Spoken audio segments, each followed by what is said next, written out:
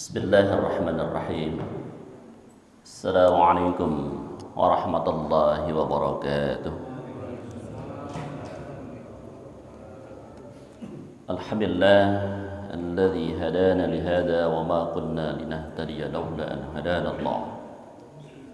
Asyhadu an la ilaha illallah wahdahu la syarika lah wa asyhadu anna sayyidana Muhammadan abduhu wa rasuluhu la nabiyya ba'dah. Allahumma salli wa sallim wa barik ala sayyidina Muhammadin wa ala alihi wa ashabihi wa man tabi'ahum bi ihsanin ila yaumiddin. Amma ba'd. Alhamdulillah, bersyukur kepada Allah Subhanahu wa taala di penghujung bulan Muharram ini kita masih diberikan kesempatan terbaik oleh Allah. Mudah-mudahan segala amaliyah ibadah kita yang telah kita laksanakan, wabil khusus di bulan Muharram yang 3 hari lagi akan meninggalkan kita, semuanya Allah catat sebagai amal soleh buat kita semua, sebagai tabungan kita, perbekalan untuk menghadap Allah Subhanahu wa taala. Salam dan salawat semoga Allah limpah curahkan kepada junjungan kita Nabi besar Muhammad sallallahu alaihi wasallam, pada para keluarganya, para sahabatnya, juga kepada kita semua. Semoga kelak di yaumil akhir kita semua ada dalam naungan syafaat baginda Rasulullah sallallahu alaihi wasallam, yaitu syafaatul uzmah. Bapak Ibu hadirin jamaah yang dimuliakan Allah Subhanahu wa taala, bahagia banget ini, penuh ya. Insyaallah semakin penuh. Berarti tahun barunya berhasil. Insyaallah, mudah-mudahan ya. Cuman yang paling berat adalah istiqomahnya ini. Ibadah yang paling berat adalah istiqomah. Maka terus bermunajat kepada Allah Subhanahu wa taala agar senantiasa Allah berikan keistiqomahan kepada kita. Allahumma khtim lana bihusnil khatimah wa la takhtim alaina min su'il khatimah. Kata Allah, minta kepada Allah supaya terus ditetapkan diberikan hidayah. Rabbana la tuzigh qulubana ba'da idh hadaitana wa hab lana min ladunka rahmah innaka antal wahhab. Karena enggak mungkin bapak-bapak dan ibu-ibu hadir di sini tanpa hidayah Allah, tanpa petunjuk Allah. Maka begitu mahalnya hidayah Allah Subhanahu wa taala, sehingga alhamdulillah kita terus dibimbing oleh Allah. Hadirin yang dimuliakan Allah Subhanahu wa taala, kita lanjutkan kembali taklim kita dalam kitab Syarah Hadis Arba'in An-Nawawi, yang alhamdulillah kita sudah memasuki saat ini hadis yang ke-23 insyaallah. Ya, 23, jadi masih 17 lagi.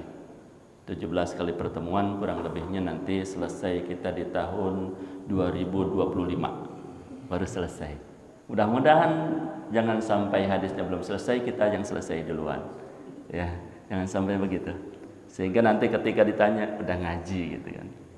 Ya, hasil belakangan. Hasil ini belakangan. Ya. Di bab awal, di bab niat, kata Imam An-Nawawi, Allah tidak melihat hasil. Hasil ini belakangan. Yang penting nih niat dulu. Maka insyaallah alhamdulillah niat duduk, hadir, ya insyaallah ini pahalanya udah enggak ketampung. Kalau ditampung mah udah enggak ketampung.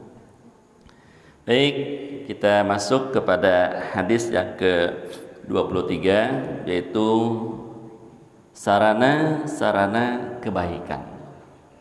Kalau kemarin di pertemuan yang lalu, di bulan yang lalu adalah jalan-jalan menuju surganya Allah Subhanahu wa taala, sekarang juga berkaitan sarana-sarananya untuk kebaikan. Bismillahirrahmanirrahim. An Abi Malik al-Harith bin Asim al-Ash'ari radhiyallahu anhu qala qala Rasulullah sallallahu alaihi wasallam at-tahuru syatrul iman walhamdulillahi tamla'ul mizan wa subhanallahi walhamdulillahi tamlani atau tamla'u ma baina as-samawati wal ard was-salatu nurun was-sadaqatu burhanun was-sabru diya'un wal qur'anu hujjatun lak aw 'alaika kullun nas yaghdu faba'i'un nafsuhu famu'tiquha aw mubiquha. Dari Abu Malik Al-Harits bin Asim Al-Asy'ari radhiyallahu anhu, semoga Allah merahmatinya, ia mengatakan bahwa Rasulullah sallallahu alaihi wasallam bersabda, "At-tahuru syatrul iman." Bersuci itu separuh daripada iman. Maka kalau seandainya kita ngaitkan ke hadis ini dengan kebiasaan-kebiasaan kita, tanda-tanda keimanan yang ada dalam diri kita, nah di sini bisa dilihat dari kebersihan. Dan kebersihannya secara umum. Di rumah kita bersih, rapi, menandakan bahwa penghuninya adalah orang-orang yang beriman. Itu. Mau ke masjidnya style rapi, lebih rapi daripada mau ke kantor, menandakan orang-orang yang beriman. Cuman pertanyaannya, kira-kira rapihan ke masjid, rapihan mau kondangan? Kan gitu. Kira-kira rapihan ke masjid apa rapihan mau kondangan?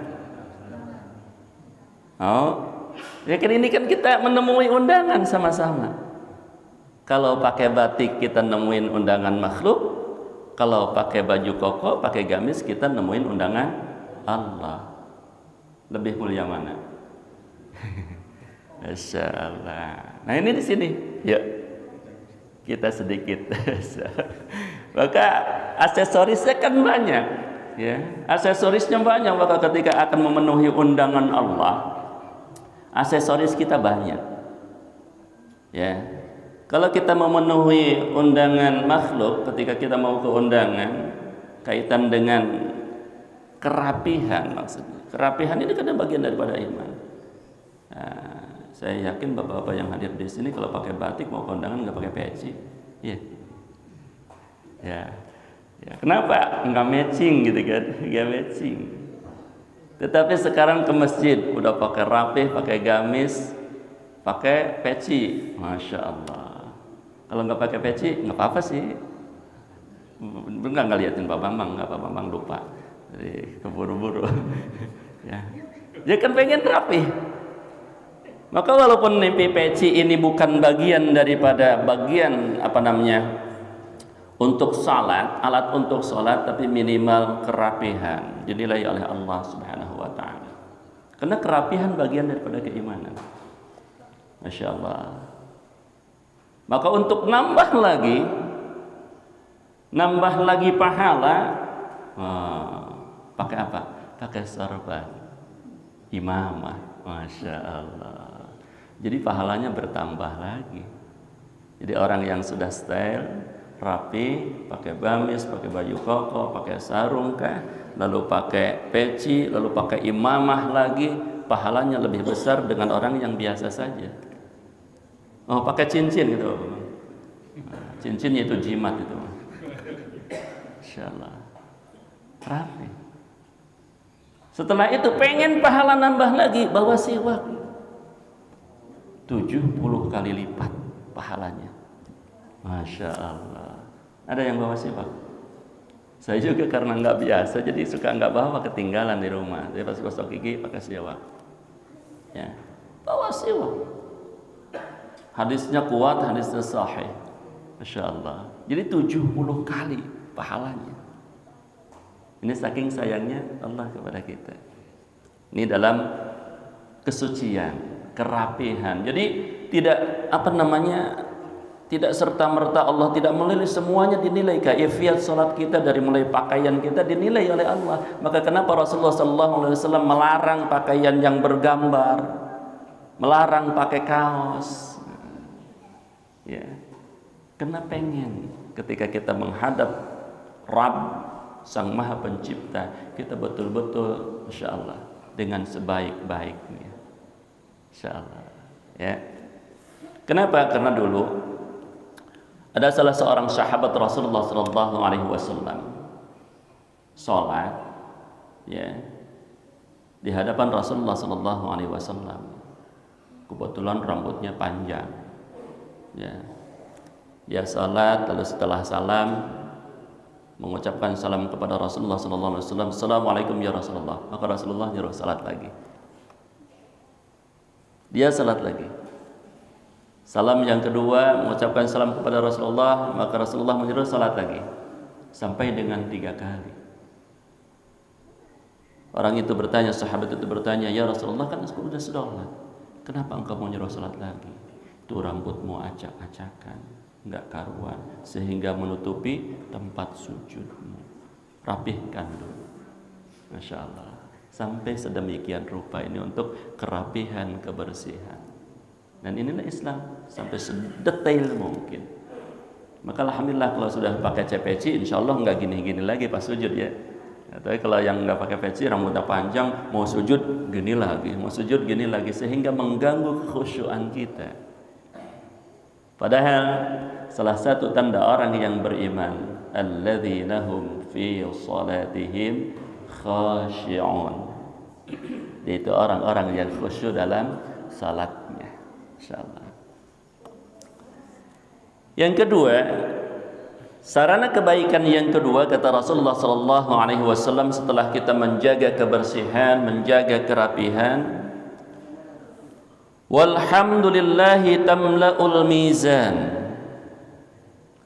Alhamdulillah adalah memenuhi timbangan Allah Subhanahu wa taala. Jadi kalimat hamdalah di hadapan Allah ini jauh lebih berat dibandingkan dengan ibadah-ibadah yang lain. Berat banget kalimat hamdalah. Kenapa? Karena menunjukkan bentuk syukur kita kepada Allah Subhanahu wa taala yang selanjutnya sebagai bagian daripada pujian seorang hamba kepada Allah. Coba, maka ketika kita baca suratul Fatihah di dalam salat, ini itu ada timbal balik tanya jawab. Maka kata Rasulullah sallallahu alaihi wasallam, Al-Fatihah ini dibagi 2. Sebagian untuk Allah, sebagian untuk hamba yang membacanya. Maka ketika seorang hamba di dalam salatnya mengucapkan Alhamdulillahi Rabbil Alamin, segala puji bagi Allah, Tuhan semesta alam, maka Allah menjawab bacaan kita dengan hamidati abdi, hambaku memujiku. Kira-kira kalau kita saja, kita mungkin ada sedikit kebaikan kita atau mungkin kita berprestasi, lalu ada orang yang memuji kita, ada rasa senang enggak di dalam diri kita? Pasti ada rasa senang. Boleh enggak menerima rasa senang? Boleh. Yang enggak boleh kita minta pujian. Kalau orang memuji, silahkan. Tapi tipis di sini. Ya, jangan sampai kita terus akhirnya minta pujian, nanti zong gitu. Masya Allah. Nah. Sarana yang selanjutnya, wa subhanallahi walhamdulillahi tamlani au tamla'u ma bainas samawati wal ardh.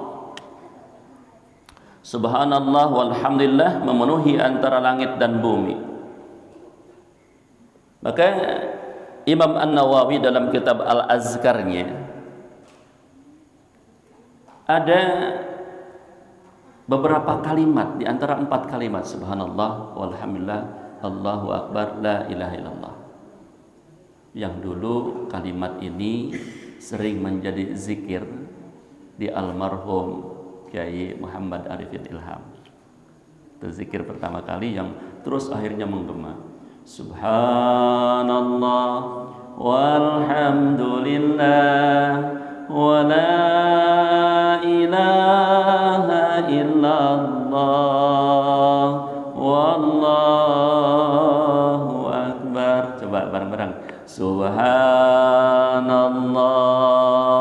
walhamdulillah wa la ilaha illallah wallahu akbar. Subhanallah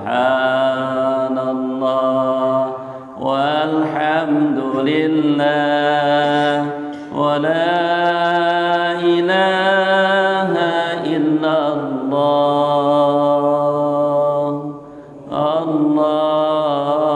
Allahu akbar. Tenang gak kira-kira? Masya Allah. Ini 4 kalimat kata Rasulullah sallallahu alaihi wasallam yang mudah diucapkan di lisan tetapi berat timbangannya di hadapan Allah Subhanahu wa taala. Bahkan kalimat ini tadi memenuhi seisi langit dan bumi. Atau dalam riwayat yang lain, bila kalimat ini ditimbang dengan 2 buah gunung Uhud, kata Rasulullah sallallahu alaihi wasallam, maka lebih berat kalimat ini. Masya Allah. Lebih berat kalimat ini. Yang terpenting ketika kita membacanya dengan penuh kesungguhan. Jangan hanya bacanya sebatas lisan. Kalau bacanya sebatas lisan, tidak ada nilai apa-apa. Contoh mungkin kita ba'da salat dianjurkan dengan zikir, tasbih, tahmid, tahlil, tapi bacanya subhanallah, subhanallah, subhanallah, subhanallah, alhamdulillah, alhamdulillah. Kira-kira ada enggak? Enggak ada nilainya. Walaupun mendapatkan pahala, tapi enggak masuk di hati. Tapi dengan tadi, subhanallah, maha suci engkau ya Allah. Tiada ada sesuatu yang menjadi kemusyrikan. Saya tidak akan pernah menduakanmu ya Rabb. Kan begitu sebetulnya. Alhamdulillah. Terima kasih ya Rabb atas segala karunia kenikmatan yang telah engkau titipkan kepada kami, kepada aku. Tuh. Luar biasa kalau kita bisa menghayati dengan itu. La ilaha illallah. Tidak ada Tuhan selain engkau ya Rabb. Masya Allah. Nikmat. Nah, kita rasain dikit-dikit. Masukin di dalam hati. Masya Allah. Lama kelamaan mungkin 10, 20 kali, 20 balikan 4 kalimat ini tak terasa mungkin air mata menetes. Kalau emang bacanya betul-betul. Tapi kalau kita bacanya subhanallah, subhanallah, subhanallah sampai 100 kali pun enggak mungkin. Angka hayati. Ya, kalau kita zikir lagi sendiri dihayati sedikit demi sedikit. Nah, ini hikmah pahalanya Masya Allah dahsyat ya. Jadi memenuhi seisi langit dan bumi, ditimbang dengan 2 buah gunung Uhud, lebih besar kalimat itu kata Rasulullah sallallahu alaihi wasallam. Dan inilah Maha Rahman dan Rahimnya Allah. Sifat Rahman dan Rahimnya Allah yang Allah berikan kepada kita dengan mudah sekali kalau kita pengen mendulang pahala yang banyak ya. Selanjutnya jalan-jalan kebaikan, sarana-sarana kebaikan setelah tadi kebersihan yang harus dijaga karena merupakan bagian daripada iman. Kalimat hamdalah yang kalimat ini lebih berat timbangannya di hadapan Allah Subhanahu wa taala. Dan tasbih, tahmid, tahlil, takbir ini pun di hadapan Allah Subhanahu wa taala jauh lebih baik. Bahkan kata Rasulullah sallallahu alaihi wasallam, Inilah kalimat-kalimat yang senantiasa dibaca oleh malaikat-malaikat Allah. Jadi bukan kita saja. Malaikat ini senantiasa bertasbih kepada Allah Subhanahu wa ta'ala. Dan bukan hanya malaikat saja, bahkan makhluk-makhluk Allah Subhanahu wa ta'ala semua bertasbih kepada Allah. Pohon-pohon, rumput, binatang, semua bertasbih kepada Allah Subhanahu wa ta'ala. Semua beristighfar kepada Allah Subhanahu wa ta'ala. Jadi bukan kita saja, semua makhluk Allah. Nah, nanti ayatnya ada di dalam surah Hud atau di dalam surah Yunus ayat 40, 41, ya 40-an lah. Ya. Kalimat-kalimat istighfar yang boleh jadi apapun yang Allah berikan kepada kita, entah itu hujan, ya, bagian daripada rahmat Allah, rezeki yang Allah berikan kepada kita, boleh jadi mungkin bukan dari kita, mungkin dari makhluk-makhluk Allah yang lain yang senantiasa beristighfar. Ketika panas terik lalu turun hujan, mungkin rumput-rumput yang beristighfar, ya Rabb, aku sudah kehausan, sudah terlalu panas. Masya Allah. Kita lagi ngopi, rumput mah istighfar. Kan kalau kita lagi ngopi kita lupa sama istighfar. Insyaallah makhluk Allah tidak pernah lupa kepada Allah. Was-salatu nurun. Salat ini adalah cahaya. Ya. Maka sabda Rasulullah sallallahu alaihi wasallam yang dikatakan was-salatu nurun, yakni pahalanya adalah cahaya. Di dalam sabda Rasulullah sallallahu alaihi wasallam disebutkan basyiril masya'in fi zulmi ilal masajid bin nur at-tammi yaumal qiyamah. Berilah kabar gembira kepada orang-orang yang berjalan dalam gelap menuju masjid dengan pahala berupa cahaya yang sempurna pada hari kiamat. Jadi kita yang sudah hadir di masjid ketika tadi pagi dalam keadaan gelap, insya Allah gelapnya kita nanti akan Allah permudah ketika kita berada di hadapan Allah Subhanahu wa ta'ala. Jadi wasilah, ya. Jadi wasilah. Maka dengan salat, selain itu menjadikan cahaya secara zahir terang, secara cahaya batin di hadapan Allah, nanti dimudahkan urusan kita di hadapan Allah Subhanahu wa ta'ala. Yang jelas hati pun tenang. Hati kita tenang. Kalau hatinya belum tenang, berarti salatnya belum beres. Ya, salatnya belum beres. Ya karena emang salah satu ketenangan diawali dari wudu. Pengen tenang, banyak berwudu. Pengen tenang, banyak melakukan salat. Insya Allah Allah berikan ketenangan. Ya. Karena ya kedekatan seorang hamba dengan Rabbnya yang paling dekat adalah ketika sujud kepada Allah. Ketika sujud kepada Allah. Dalam surah Sajdah Allah berfirman, tatadafa qulubuhum fil madaji'. Lambung mereka dekat dengan tempat sujud mereka, sehingga Allah memuji dengan sebaik-baik pujian. Dengan sebaik-baik pujian. Maka kalau kita pengen diangkat derajatnya di hadapan Allah, pengen diangkat derajat kita di hadapan makhluk yang punya keinginan, punya hajat, punya jabatan, pengen kedudukannya ditetapkan oleh Allah, kedudukan yang baik tentunya dalam keimanan, banyak bersujud kepada Allah. Itu udah pasti. Wa minal laili fatahajjad bihi nafilatan lak.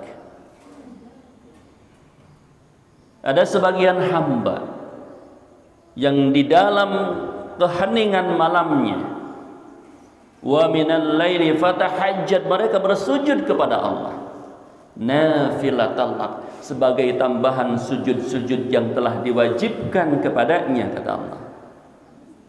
Asa ayyab'atsaka rabbuka maqaman mahmuda, maka kata Allah, maka akan aku angkat derajatnya, aku tinggikan makom ini kedudukannya, maka akan aku tinggikan kedudukannya, baik kedudukan di hadapan Allah Subhanahu wa taala ataupun mungkin kedudukan di dunia. Akhirnya ya ada kesegenan gitu kan. Nah, itu salah satunya. Tetapi jangan menjadikan ujub ya. Nah, karena orang nanti yang Masya Allah, karena kadang-kadang kita suka melihat, wah dia rajin tahajud nih, kenapa jidatnya hitam. Wah, jangan menjadikan ujub, jangan. Karena tandanya tuh, tandanya ada hitam 3, itu berarti rajin sujud. Ya. Jangan menjadikan ujub, karena Masya Allah, orang yang berilmu itu tipis banget godaannya. Jangan dikira orang yang berilmu tidak digoda sama setan. Orang yang berilmu ini Masya Allah tipis banget. Sedikit aja ada kesombongan, hilang semua. Sedikit aja ada kesombongan, hilang semua. Masya Allah. Maka semakin tinggi ilmu seseorang, semakin baik orang di hadapan Allah Subhanahu wa taala, maka terpaan anginnya semakin besar. Semakin besar. Kenapa? Nanti ada ujub, ada kesombongan. Insyaallah. Ini yang khawatir. Ada kesombongan. Ya kan? Sehingga nanti hilang semua. Ini makanya tipis, enggak takut. Makanya saya disebutin Ustadz, takut. Ya. Takut, Pak, Masya Allah. Bukan enak diberikan gelar Pak Ustadz, Pak Ustadz. Ya Allah. Mungkin ada sebagian yang enak gitu kan, yang nikmat dipanggil Pak Ustadz. Saya secara pribadi ngeri gitu. Ngeri. Khawatir apa? Khawatir tidak sesuai dengan apa yang disampaikan. Karena azabnya ini lebih berat, siksanya ini lebih berat, ya. Ustadz siksanya 2 kali lipat dibandingkan dengan jamaah. Makanya enakan jadi jamaah. Enak, ya. Kan ngikutin jamaah, mengikutin imam. Imam ini lebih berat. Tetapi di sisi yang lebih berat, nah, imam ada keistimewaan tersendiri, ustadz ada keistimewaan tersendiri. Nanti yang dapat payung dari Allah pertama kali ya ustadz. Imamun adil. Tuh. Ya, kalau nanti imamnya dapat payung dari Allah, naungan arsy, paling enggak imam ini bisa ngajak jamaah. Maka doain biar istiqomah, doain biar bisa nahan terpaan angin yang begitu dahsyat. Ya, berat Pak. Menyampaikan bahwa qiyamul lail pahalanya besar, ustadznya kagak bangun-bangun. Ya. Taklim pahalanya besar, ustadznya enggak hadir, kan repot urusannya. Repot. Ini nanti perkataan kita ini semua diminta tanggung jawab Allah. Ya. Dalam surah apa itu? Dalam Al-Quran disebutin. Jadi Pak, lebih berat ini. Siapa yang sudah mengetahui satu ilmu, siapa yang sudah mengetahui satu ibadah bahwa itu lebih baik tapi dia tidak melakukannya, maka dia akan mendapatkan dosa yang besar dan azabnya lebih berat dibandingkan dengan orang yang belum tahu. Ya, dibandingkan dengan orang yang belum tahu.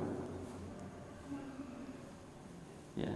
Oh kalau begitu saya mending nggak tahu biar azabnya kecil. Ya nanti diancam sama Allah. Kenapa nggak cari tahu? Kan begitu, jangan begitu. Kan kadang-kadang begitu. Ah mendingan saya kan begitu. Ibu-ibu mendingan saya.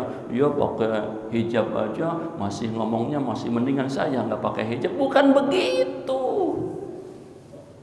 Bukan begitu. Kadang-kadang kan kita membandingkan begitu ya. Dia ustaz aja begitu, kalau begitu mendingan saya. Ya, jangan begitu, nggak bisa.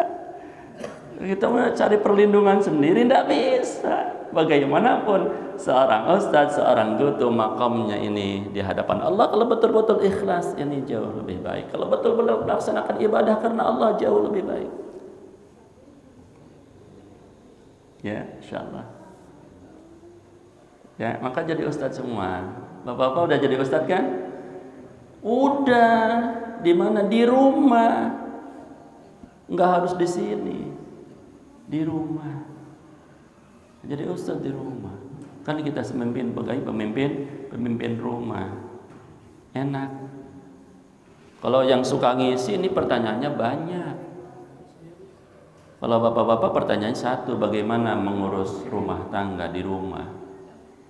Kalau asatid yang suka taklim di sini, bagaimana mengurus rumah tanggamu di rumah? Bagaimana mengurus jamaahmu? Tuh dua ditanyanya. Repot urusan. Maka saya mah bukan ustaz ya, saya bukan. Saya pengen nyampein aja. Mudah-mudahan ini jadi jalan buat saya. Jadi jalan kebaikan. Maka kalau salah mohon maaf, wajarlah. Sama-sama belajar. Yang ustaz mah Pak Iwan tuh. Insyaallah. Pak Irwan lebih banyak santrinya. Ya, kalau saya mah di Al Mubarak sama Al Ihsan doang santrinya. Masya Allah. Pak Irwan ribuan. Ya itu Pak Irwan nanti. Ya, Insya Allah. Lanjut ya.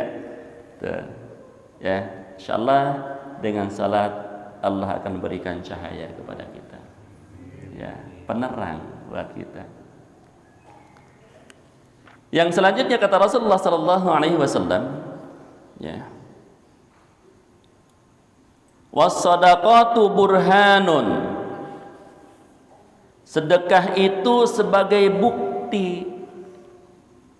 Yakni dalil di atas sebenarnya adalah bukti keimanan kepada seorang pelakunya. Yang mengaku dirinya beriman maka bersedekah karena iman itu harus dibarengi dengan amal soleh. Sok, mana ayat yang ketika Allah menyatakan beriman tidak dibarengi dengan amal soleh? Tidak bisa.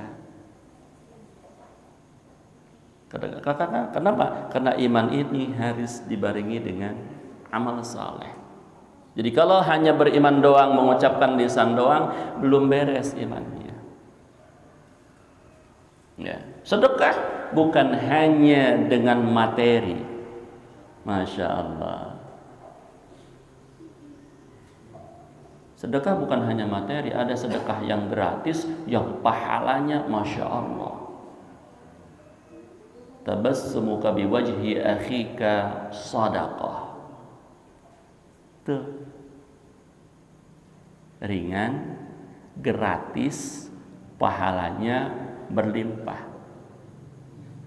Apa itu? Senyum. Masya Allah. Sampai seperti itu. Maka coba kita ya, di kita nih di Al Ihsan, di Al Mubarak, kenapa kita ya ketika Assalamualaikum warahmatullah, Assalamualaikum warahmatullah, sejenak salaman, kasih senyum. Masya Allah, gimana kabarnya? Ke kiri, Assalamualaikum, gimana kabarnya? Allah karim. Tuh sebetulnya, walaupun ada sebagian yang membid'ahkan. Kenapa ya kalau Rasulullah terus seperti itu akhirnya menjadi kewajiban? Tuh masalahnya sebetulnya di situ. Ya. Sebelumnya Rasulullah melakukan itu, tapi khawatir ini menjadikan berat untuk para sahabat nanti, apalagi kalangan kita, akhirnya tidak dilakukan lagi. Zikir bareng, Rasulullah awalnya melakukan zikir bareng, bahkan dengan suara yang keras.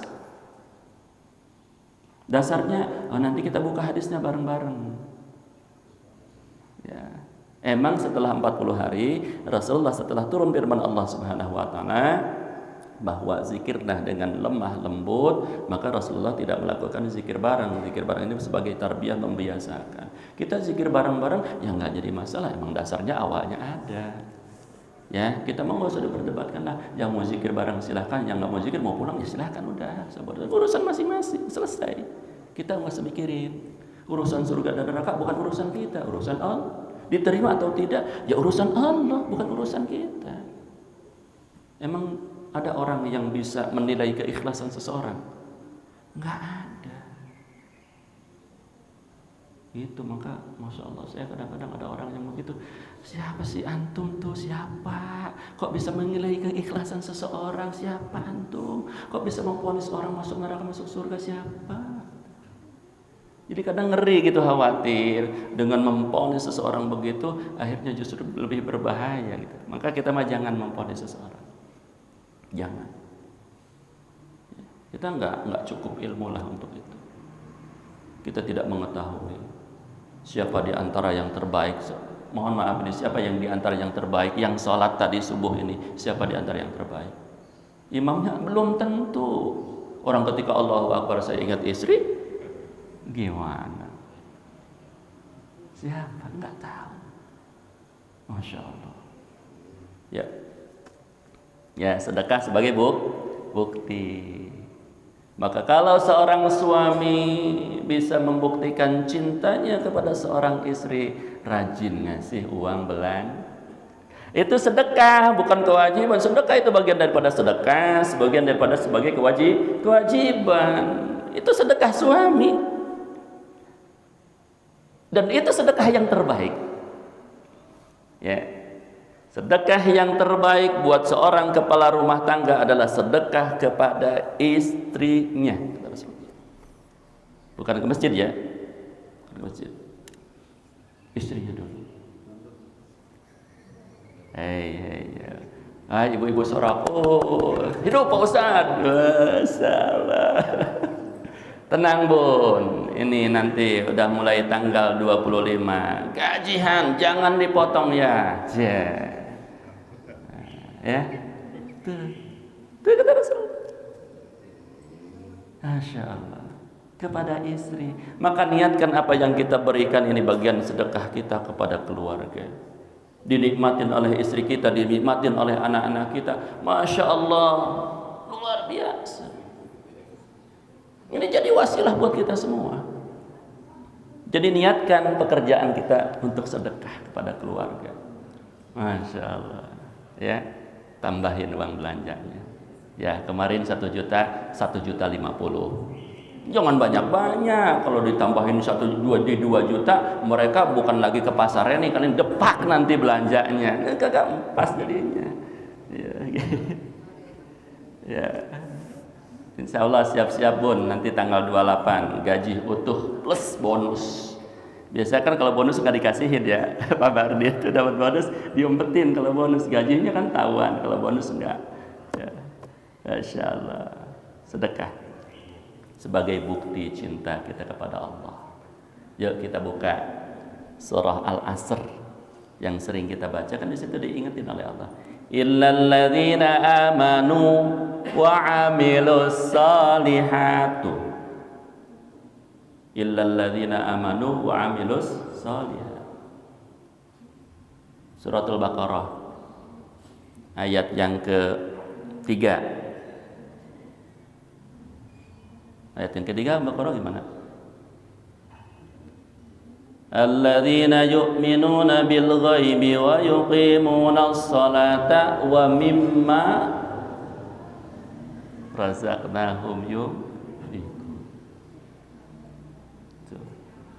Sedekah sebagai bukti kita cinta kepada Allah. Jadi kalau ada orang yang datang bawa map ya, atau datang, kan kita salam-salam yang datang ke rumah kita udah hafal banget ya, hafal banget. Ada yang assalamualaikum, siapa tuh? Siapa? Hafal kan? Hafal. Siapa kira-kira tuh? Nyiapin 2.000 atau nyiapin 1.000? Tuh kalau yang salamnya begitu kan. Ada yang assalamualaikum. Siapa tuh? Kalau enggak RT dari masjid mau narik celengan. Jadi hafal, salam kita sampai hafal tuh seperti itu. Kalau enggak ustadz datang meminta sumbangan. Masya Allah. Jadi sesungguhnya ketika kita didatengin orang, kalau betul-betul orangnya benar memanfaatkannya, jangan takut. Itu sengaja Allah kirim. Tapi kalau emang orangnya betul-betul kita tahu orang yang dipakainya nggak benar nih, hanya mengada-ngada, ya kita tolak, nggak jadi masalah. Ya, orangnya ya kita ketahuan, tapi emang dia sebetulnya membutuhkan. Oh udah habis nih. Lagian pakai timer, nggak boleh lebih ya. Ya sudahlah kalau begitu, udahan ya, udahan nih. Ya, insyaallah ya. Kalau emang dia membutuhkan tapi betul-betul karena dia malas, maka kita datangi tapi dia nasihatin. Dia perlu nasihat, bukan perlu materi.